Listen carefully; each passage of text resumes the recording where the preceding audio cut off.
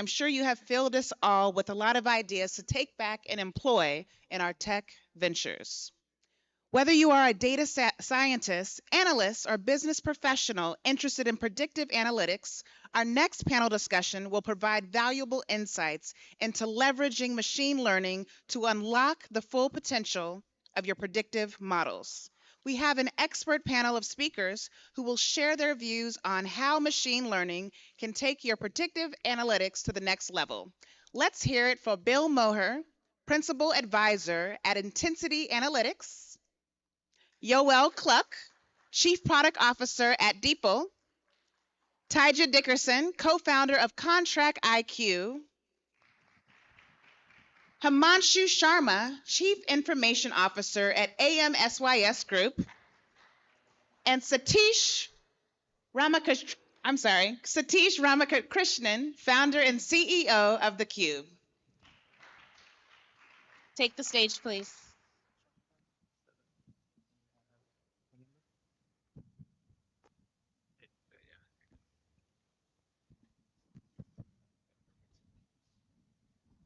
Welcome, everybody.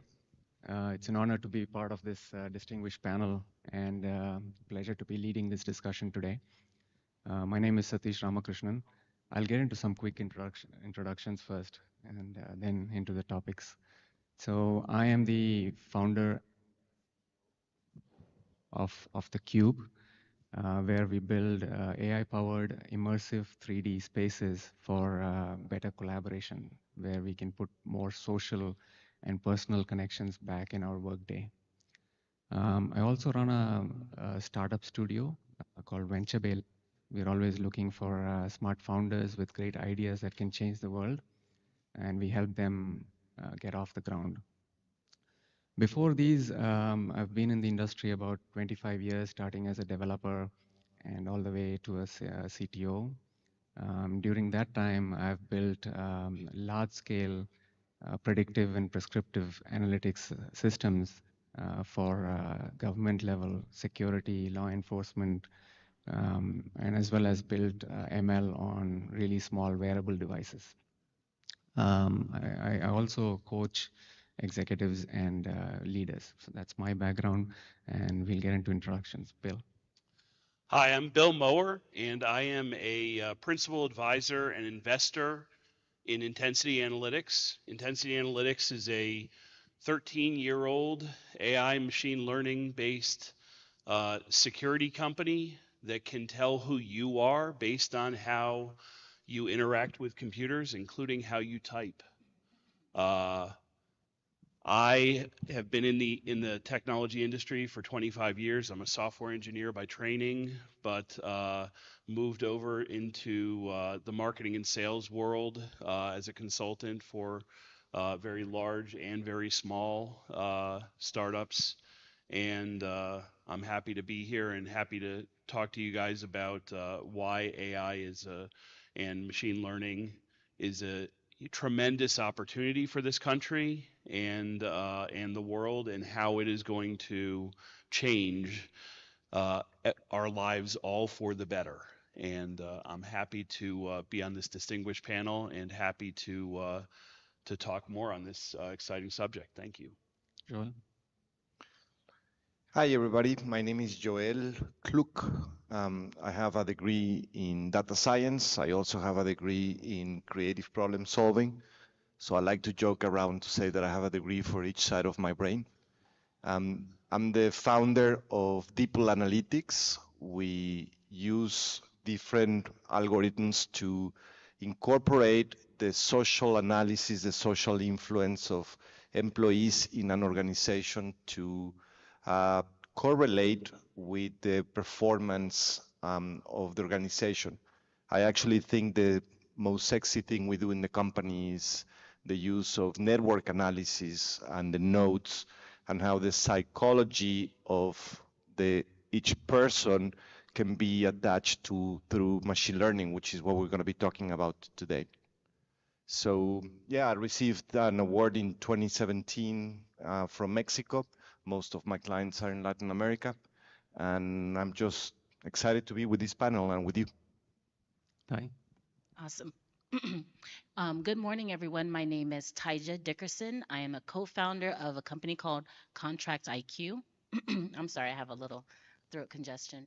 But we provide a guided contract lifecycle management solution. And essentially, what makes our solution very niche is that the foundation of the system incorporates machine learning, natural language processing, AI, and data analytics. So, prescriptive and predictive analytics is really the foundation of our solution.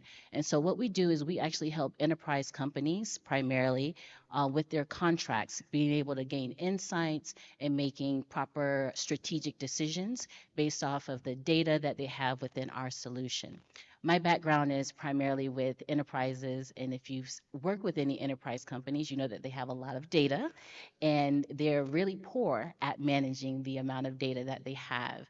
And so a lot of my experiences is coming up with solutions and developing ecosystems so that they can manage their systems and the data within those systems to give them insights and being able to make strategic decisions. So that's my background primarily. No. Hey guys, this is Himanshu Sharma, and I'm coming from Houston here. Currently, I'm working as a CIO of AMSYS Group. So AMSYS Group is a 1,300 strong employee company, and we are in multiple sectors. We take care of managed services, IT services. We are in oil and gas also, and construction businesses. So it's like it's more about a very diversified company. But like my focus area is I'm working in for last 2 decades in banking and fintech, and have tons of experience in that area. By education, I'm more in like I started my like education career for the chemical engineering, but I found that it's not where I should be staying. And during that time, I start doing a lot of programming. And back in 2002, when ANN, the artificial neural network, was first like we are finding some practical uses of that. I have implemented that in chemical fluid flow, and it took me like months to train the model. And at that time, Pentium 4 is the best one. It's not on like those models don't run on GPUs. Like we have to use CPU for that. Extremely slow processing. And after 20 years now, all that can be done with your watch also, right? It's so much computational power has been created, and I think that computational power is causing that revolution in AI. AI is there for a very long time. Like machine learning is there. All these mathematical models are there, and I've seen them, use them. Um, After 20 years, what I feel that it is lot is already there in the market. What you have to do is understand what product and features are there, and then leverage it for building solutions in different sectors. Like because we are solving the problems and the challenges, more of the technical people, they want to use a technology rather than solve a problem. So that is my big learning after 20 years. It took me that long to understand that, but definitely now see a lot of big things happening, right? People are calling it like AI will change the world, same as internet has changed it. So let's see where we go from here. Thank you, guys. So that's a lot of knowledge and experience right here on the stage. So let's start harnessing that here. I was at the panel here yesterday about AI. Now we will see a lot of overlaps, but at the same time, we'll try to keep it more focused on ML and how that is propelling predictive analytics forward. But before that, let us get into some definitions. People always ask me, what is AI? What is ML? What is the difference? Aren't they the same? I just thought it was AI ML. Right? So we'll just start with getting some definitions out of the way. Let's start with Bill. Sure. So I think the first thing to talk about is that all of these technologies sort of fit into two general categories. Artificial general intelligence, AGI, which we are not to yet, and things like machine learning is taking and ingesting massive amounts of data and doing predictive things with that data. And so technologies like Chat GPT that everyone is familiar with, and all of the different large language models that are out there, are generative technologies. They're things that you can use to create new works. One of the best ways I've heard people explain this to a novice audience, and not saying that you guys are a novice audience. You look like our tribe of people here, engineers and geeks, and but the generative technology is there's a word in the English language to describe it, and it's called pastiche. And so what pastiche is everyone's familiar with parody, and Weird Al writes a song that's a parody of something else. It's a flavor of the original song that's made in the image of the original song. Pastiche is something that can take data and replicate it, a data set, and replicate it. And so it's almost like imitation, which they say is the sincerest form of flattery.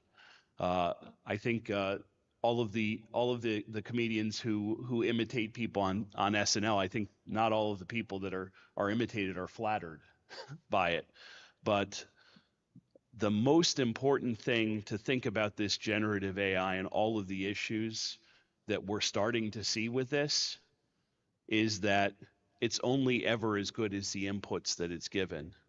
So the only way someone can sound like me is if the model only knows my voice, and hopefully it knows my voice on my best days and doesn't know my voice at the end of a conference, a long week-long conference like this, when my patience is gone and maybe some more colorful language comes out than should. But I think the understanding the generative terms is very important, because the tools are capable of doing so much that we haven't seen before, and we're only getting started here. Joel?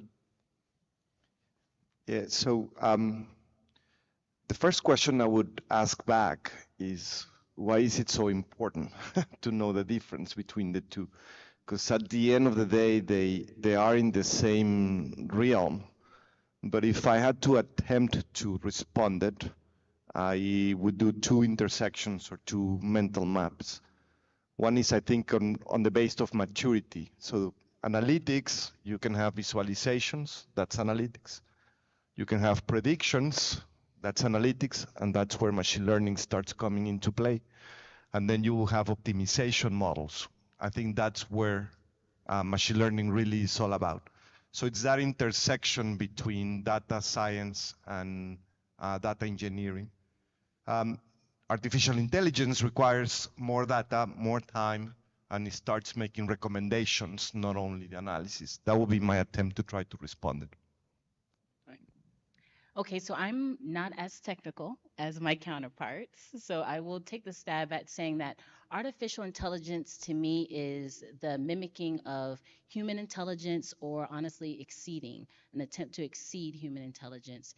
And then machine learning is a subset of AI. So you'll have your AI, we do contracts, so it's the natural language processing and the deep learning. So all of those are like subset components of the overall AI modeling. Himanshu? Yeah, I completely agree. Like, just for me to give in a one line, it's machine learning is a subset of AI, right? AI is much wider. Even like this, like in 80s, there is expert systems is another technology. So basically you feed the data and then you ask the question, it answers that same thing back to you. Right? That is AI also, right? But now, like whatever you ask, it can answer that. It doesn't wait what it know. It can understand and extract that information out of the documentation, right? Like one thing that cool thing that I learned recently is I was using ChatGPT like some internal model training, and it understand the program that is written. So I asked from the documentation like what is the program or like what this program do. So then it explained me what that program is doing. That means developers doesn't have to write any documentation, right? The AI can do that for them. Like it's mind blowing if you see at what level it can bring the impact. So I've seen developers lazy, like they don't write any documentation. Like my code is my documentation, and now it's true, right? That is true now. Like AI can read that. Yeah, yeah. So I'll just add, in the AI panel, I heard that learning and feelings is the difference between AI and what we have not done in AI yet. And I want to add one more thing, which could be the difference forever between AI and human intelligence, which is common sense. Right. So how I'll put this is AI is the wider field that we're trying to build in intelligence into computers. But at the same time, there's ways to build it, right? There's training that you train something and it's done. But then beyond that, we need to be learning from our surroundings. And that's what we're teaching machines to learn. And that is ML. That's the field of ML. Maybe there's will be something more later, which is how to learn feelings, right? And how to learn common sense or how to develop that. So maybe we are not there yet, but machine learning is that advancement of the artificial intelligence that's already a machine has, teaching the machine how to learn. Okay, let's move on. Thaija, I'll start with you. Could you talk about what impacts you're seeing that machine learning is having on advancing predictive analytics at a high level? I would say the field of risk management. And I think that when we look back at the pandemic, that was really an eye opener that really the predictive analytics that we had been using in terms of predicting future events wasn't sufficient because it was only based on historical data. But now when you add machine learning layered on top of the predictive analytics, you can actually have a more forward-looking view of future events and being able to properly respond and make decisions. Anybody else, anything to add? I will build up on Thai's comment, and I think the pandemic, as you mentioned, gave us a good lesson. Since it proved that technology was ready. So I'll bring up the question, were we ready? Were the humans ready for it? And I think that's one element on this question, on this topic that'll be interesting. How about us as users of machine learning? Are we ready for what it comes? Anybody else? I would add that there's been a lot of talk about, our readiness and protecting things like jobs, and when I hear comments like this, I start to think about the first industrial revolution, and where were the people screaming to protect the elevator operators' jobs? As a software engineer, am I scared that ChatGPT can write code? No. There are always going to be ways of writing better code. There are software engineering tools that we've been dealing with, and forward engineering tools that we've dealt with for decades. Is this going to displace all of these jobs? Heck no. It's going to make new jobs. In the United States of America, 40 years ago, we had less than 24 yoga instructors in the United States of America, and now there are whole cities filled with yoga instructors. There'll be AI yoga instructors in the future? And absolutely. And there's an opportunity for smaller gyms who can't afford an expensive yoga instructor, maybe to enhance their offerings with AI and machine learning. So is that taking away jobs? It's not taking away jobs. It's just changing the landscape of jobs and allowing new jobs to be created. That's right. Himanshu, you want Yeah, to? I want to add one fun fact is you say like are we ready? Are humans are ready? Maybe like we have to think about it whether we are ready or not. But our next generation, like the kids that are there, they are definitely ready, right? I see that like my initial thought is like AI will make us as human dumb, but it is making them more intelligent. Like they can use those tools much faster than we can. So it's definitely like we have to have higher hopes with our next generation, right? Because I've seen in schools and everywhere, like the students are getting much more smarter, that they are doing programming. Like to give one example, I meet a freshman like from like first year in college, and he was working as an intern, and I asked how much experience you have, right, in Python, and he told me like he's using it for last 7 years. So it's different word now. Do you Yeah. mind if I add a little bit to that Go in ahead, please. terms of the intelligence, replacing people's jobs? And like you mentioned, it'll just create a whole new set of jobs for people. And the way that I see AI is really bridging the knowledge gap, right? Now you have a certain level of expertise that you can actually make available to a broader workforce, whereas now today that expertise is really siloed in like the top 10% of most organizations. Now you have that available to the entire team, and imagine the capability and the empowerment that gives to these individuals now that they don't really have today. So I'm very excited about AI, and I think that if people change their view of the value that it'll actually bring to the workforce, we'll be more adaptable to it coming in and changing. Yeah. Great points there. I think the point about taking away jobs is very important because people worry about it.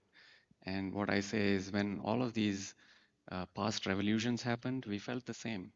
Especially with mobile phones, we thought a lot of jobs will go away and all of that. But it created whole new industries.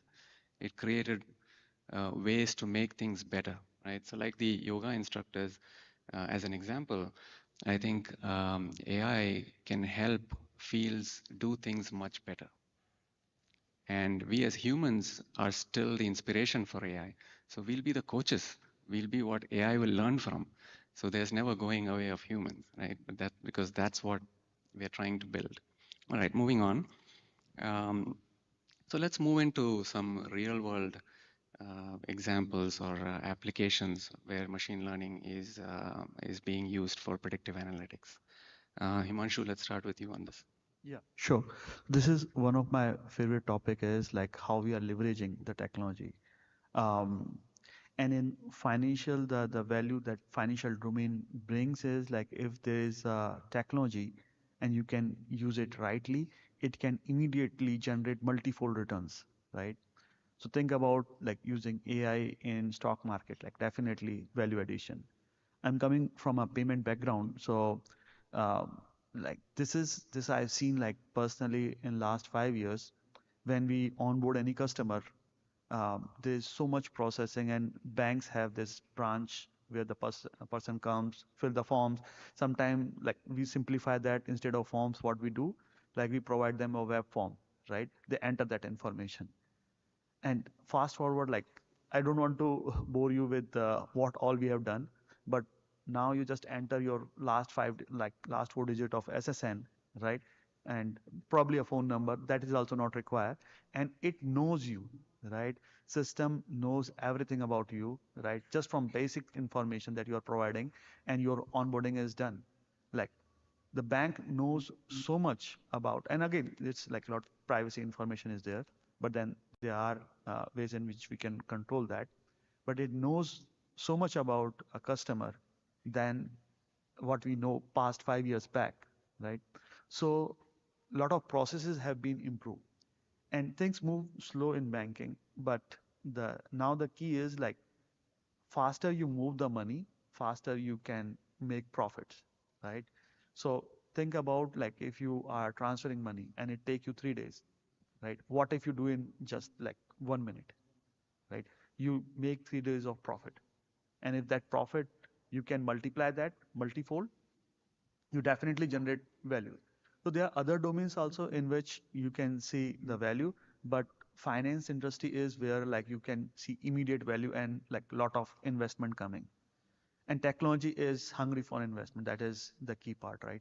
So one example that I have seen, I was thinking of about that idea long back, like when we do a transaction, like when you swipe a card on a POS device, right? You will see that something is rotating, it's going back to the server, getting some information, and doing all that backend calculation to make sure that you have the funds, right? And this merchant is valid because network, the Visa and Master have all the risk on their hand, right? So if the payment has some kind of a fraud, they have to cover. They are insurance provider. Um, but if it take more than 6 seconds, then it is auto approved, right? So I cannot control my system if something take like if the network is slow by any means or anything, the payment has to be done. So think about the chances of fraud, and that all slow down everything. So what if we have a system which can predict like somebody swiping the card, and instead of doing all that judgment at the time, instead it can predict that this card, this person at this point is not possible, right? Immediately reject that transaction. So I was thinking about it, but now I find an actual company who is doing that, right? So it's more like with AI, the things are like whatever you are thinking, somebody is doing it. So the key is find that person who already implemented it. The ideas are there, but the cost of implementing with AI is also a big challenge because it needs a lot of data scientists, which are something very expensive, right? Resources. So it's an expensive thing, but once it start providing that value to business, it immediately get a lot of attention. KYC is another thing. Like what I've seen now, like you know so much about a person. Like before, earlier, like you have to get all the documentation upload and everything. Now there's nothing. Like you just provide the basic information. If it's business banking, you just provide IN, or if it's a person SSN, and based on the basic information, you can get all the even the mobile providers are now linked in the system in which they can track the device also, and from the device we know exactly you can like do a lot of uh, uh, like you can tweak the device, but even after that tweaking the device, there are ways in which they can identify that this is the right person or the wrong person. And all this is done, all this intelligence built over a period of time. And now all this is now coming into a real solution in banking, right? So with that, like, So of course, banking protecting your financial information, all that is important. I'll just say one field that I have been part of is protecting human lives. Right? So building security solutions that can even give a 5-minute heads up on some threat that is happening in a country is really, really valuable. So that is another field. So in the interest of time, we'll move on to the next topic. And all of these does not come without challenges and limitations. So let's talk about what challenges and limitations companies face when trying to use ML for predictive analytics. And let's start with Bill. Okay, so one of the first ones I want to get out there, which I know if anyone in this room has been adopting machine learning, is you have to plan for what to do with outlier data. And so in the case of my company, we can understand who you are based on how you type. And so through artificial intelligence and machine learning, we know your your neuromusculature on a keyboard, and but that doesn't help us if, let's say, when you're typing your password, somebody comes up and taps you on the shoulder and interrupts you. So we need to know what to do in that situation. And so programmatically, we had to build in routines to deal with the outlier data, and as with anything, there's a fantastic book, How to Lie with Statistics, and you can be the slave to the median or the mean, in any algorithm. and planning in advance for what to do when outlier data and how to classify that, whether to throw it out or whether to integrate it, is critical. And in doing predictions, your predictions are only ever going to be as good as the users and the profiles that you group your users into, be it demographic or be it sociologic or be it personas, whatever your categories are, you've got to make sure that your categories are broad enough to capture the real world. And guess what? The real world changes. Whether it's the pandemic affecting how people had to learn how to work from home, or how people had to learn how to put up with their wife and kids when they were seeing them 24/7.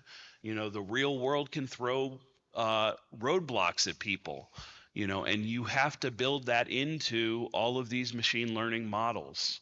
You have to build in the cost of gas, and thinking about how inflation affects decisions. When eggs cost $3 more than they did 2 weeks ago, you're probably going to buy cereal for your kids. You're not going to buy as many eggs, and so the real world is something that can change, and you have to build that into these models. And if you don't, a model that might have been good when you built it, I always warn people that the trouble with building these models is that if you don't build in a process to continuously update them, and to invalidate them when they need to be invalidated, your model is obsolete by the time you're ready to roll it out. And so the smart way of doing these things is to instrument your solution with technology that can allow you to make these changes as you need to. And if you don't plan for these changes, you are planning to fail. Anything to add, anybody? Okay, not. Let's move ahead. Like we've heard Himanshu and others were saying, AI now knows a lot more about us, maybe more than we think we know ourselves. So that brings us to ethical considerations and regulations. Joel, you want to talk about that? Yes, sure. And I think it's really accurate that you plant the question as ethical and regulations. So I'm going to try to approach it first from the ethical side of it. I remember a professor at school that when he was giving us the principles of data science, two of them come into mind with this question. One is trusting God, not in the data. And the second is that no model is perfect, but some are more useful than others. So when we think about ethical, I think there is a self-responsibility on how we apply it. We use it to predict human behavior. And I always insist, and my team, they get crazy by me pushing the point so much, that is not prediction. Can human behavior be predicted? I don't know. I don't know what Thaija is going to do tomorrow. There's no way to predict that at 5 p.m. But we humans. She's going to be here. What? I can predict she's going to be here. But we humans are a species of patterns. And the patterns can be observed. And those patterns can be incorporated into a model, as long as we take into consideration the ethical part of using those patterns in the model. So we apply, psychology into this, so the attribution error. So it's not only about R-square or different ways to measure the validity of the model, but also the human side of observing those models that can make it very, very powerful. And instead of predicting, we call it probability, is a propensity of a behavior.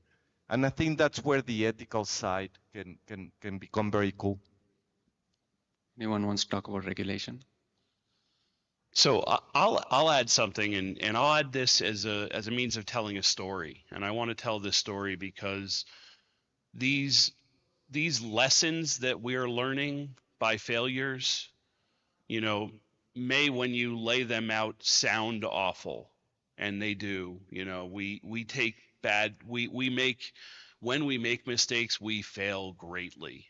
You know, and the IRS had a biometric measure for submitting taxes because they were trying to prevent this large scale tax fraud that was happening, where bots from overseas were requesting uh, refunds for people. You know, I don't know if anyone here was unfortunately scooped up in that. I had some friends that were, and it was a tremendous hassle for them. They didn't receive the check, and then they had to rebuild their financial life. But when the IRS did a facial recognition solution with machine learning, their model did not accurately represent people of color. And, you know, shame on them for this massive oversight, but, you know, shame on them for not being able to remedy this to get some people in our society that need the money as quickly as possible, the money to them. But what we need to do is we need to go into the solution assuming it's going to fail, and assuming it's going to fail grandly, and figure out ways of making that failure less, you know. And I think that what I'm worried is that we're going to learn a lesson. We're going to learn the wrong lesson from this. We're going to learn that because this failed, we shouldn't do that, and then we're all going to be subject to these bots. You know, even the people who who were most failed by this. You know, and so regulation, you know, is a blanket. You know, and we can't. If you throw a blanket on a fire, you can extinguish it. And this is an area where we just need to do smart, targeted regulation to cause the least harm but allow the greatest benefit. Anything to add, anybody? Yeah, so I want to add one regarding this. So one other industry which is heavily using machine learning and investing a lot is social media, right? And we have seen like last decade huge growth there, but at the same time lot of concern from people. And so there's one example that I always remember. This is a documentary in Netflix about a lady she was using Tinder, right? And it's in European Union. So she had a breakup at midnight, and then she taken a cab, and when she was going back to home, the Tinder start popping. So think about like Tinder knows that you are having a breakup, and it can predict that in an hour time. So think about how much data they have and how much accurate the models are created, which can predict things in your life, right? And then she start her legal fight against them. Like she initially she thought this is cool, like everything is there, but then she start rethinking why like this all happened, and then she start that legal fight. And after a long fight, Tinder provide her a documentation with all the information about her. And you know, like although these companies are more like everything is digital, but the information is provided in form of paper, so she cannot search that easily. And that is 4,000 pages document that is provided to her. They know that much about you. So it's definitely need to control, right? And controls are coming, but there are multiple ways. And technology advance to create better technology. That's always the case. First, it goes into hands where people generate money out of it, but then people realize there are challenges, and then there are rules and regulations created that will bring new technology, right, which will solve those issues. Definitely a better future. One last story, very very quickly, because I think this drives the point home. Predictive analytics, Target was using predictive analytics to send expectant mothers a set of coupons so that they could get very early, neonatal vitamins and diapers and things to welcome a baby, and recommended that they set up a baby registry. They started doing that based on predictive analytics, and that was how this young woman's father found out she was pregnant. And so you have to look at whether or not that is a way that we're actually helping we're helping people, or are we using this data and turning it into a marketing weapon?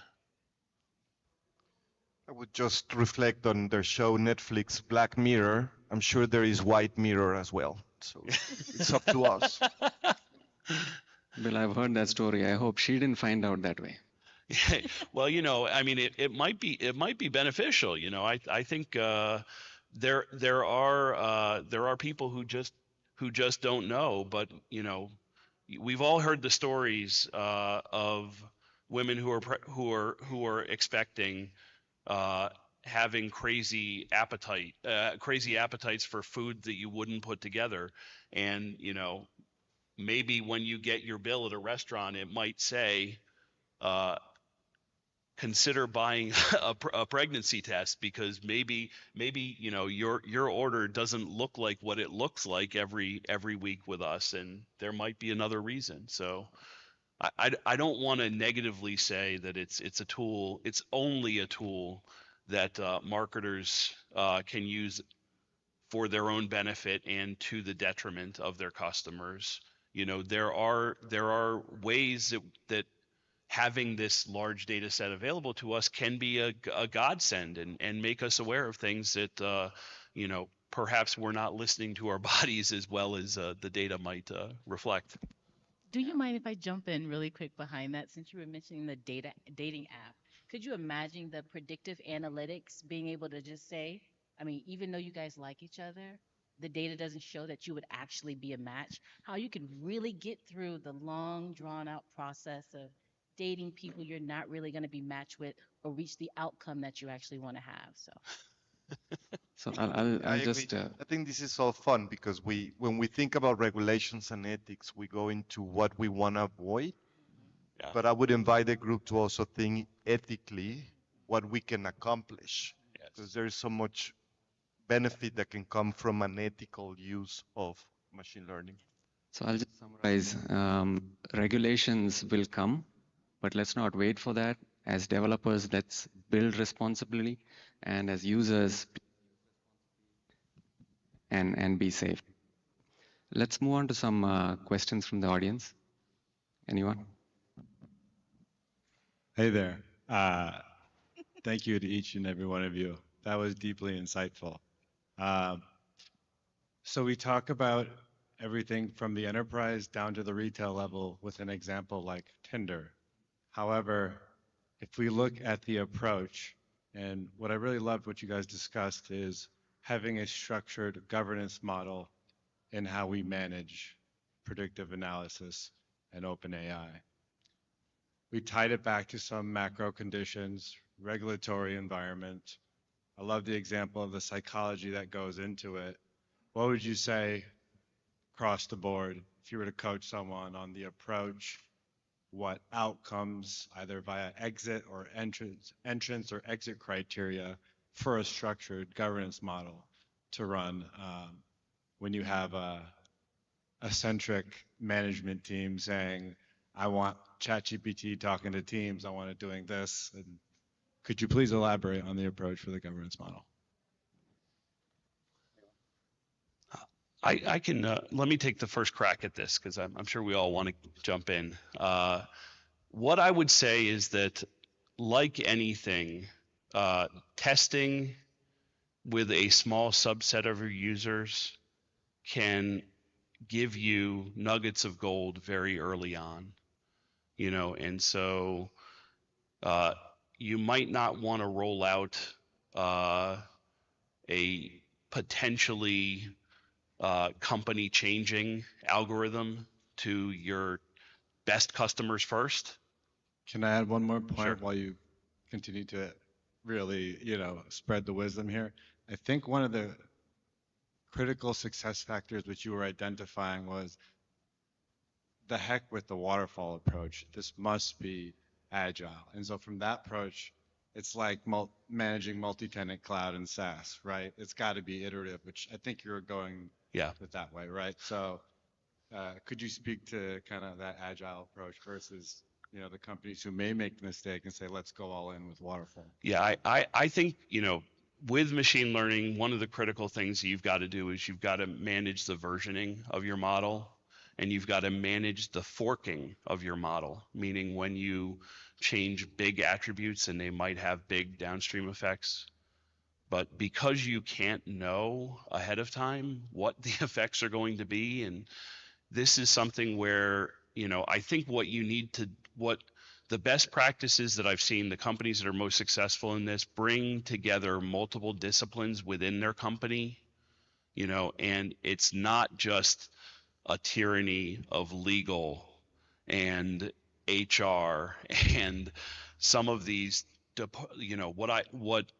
a developer, so I call these other departments the departments of know first, and so I think getting together everyone and getting on the same page of the risk and rewards that you're willing to take is fundamental to how you execute on good governance. We are time. I think we all will be around if you have questions to ask us offline. Thank you so much. Okay, I want to just close out quickly on what is the future looking like, and how can people get involved, and just your closeout statements. So, I'm ultimately optimistic about the future. Like, one of the things I've been telling people is I think that artificial intelligence and machine learning technologies are going to be more important and transformative for society than harnessing fire, the invention of the wheel, and the internal combustion engine combined. We're going to do things we never thought we could do with these technologies, and with the creative minds here and out there. I don't share this cynical view of the world that Elon Musk and even Bill Gates sometimes espouse. For me, we're at the dawn of a fantastic transformative time for us, and I'm all for it, and I'm excited about the things that we're going to invent and the things that AI and machine learning are going to help us invent. Sure. I will add to that, like over a period of time, it's getting easier to implement it, right? So definitely there will be benefits, but at the same time, crime will also grow, right? You have seen deepfake, right? So a lot of those technologies will also be coming. So I will say like the future is definitely bright, but there's so much on stake. So control is also very important, right? Because it can produce, like you can just imagine it, right? It can create a news which look really, really true, and then create problems in the society. It can, like you use expose any messenger API and then push all the social media with all the, like you can create stories which are not real, right, and create problems. So definitely control is definitely required, but we have to see how the control, like the question that I asked is very valid, and right now I think people are busy creating applications out of it, but definitely control is also required. There are industry standard controls. So in payments we have PCI, like all the big banks have decided, okay, we follow this. I think similar kind of solutions will be coming, which will make it more legit and beneficial for everyone. Closing statement. So two things. I think that the future of predictive analytics is going to make us very agile. We'll be able to make decisions much faster and do things in a way that we've never really been able to do. And I think in terms of education, it is going to be so critical in the direction that we're moving that we'll see the AI, the machine learning, the predictive analytics become part of honestly general course curriculum for students. And I think that that is really what's going to help us propel in the future, and it really be widespread knowledge, use of how to use data and predictive analytics. Joel. I would say buckle up and get creative.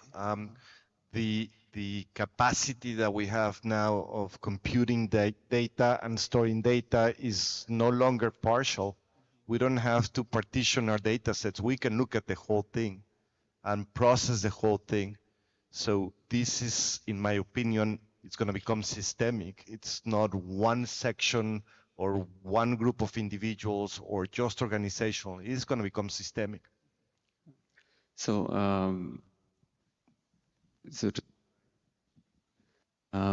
there's huge potential of ML to the next level, but at the same time, we have to get over the challenges that we discussed and also keep it responsible and ethical. So thank you, panelists, for these wonderful insights and thoughtful discussion, and thank you all for joining.